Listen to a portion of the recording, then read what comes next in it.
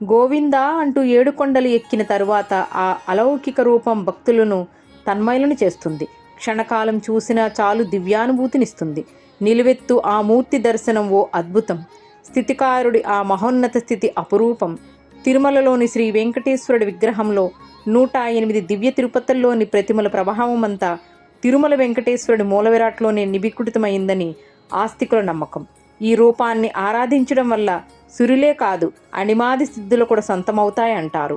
అన్నమాచార్యుల వారు కూడా అణురేణు పరిపూర్ణమైన రూపము, అణిమాది సిరి అంజనాద్రి మీద రూపము అనే సప్తగిరీసుని కీర్తించారు.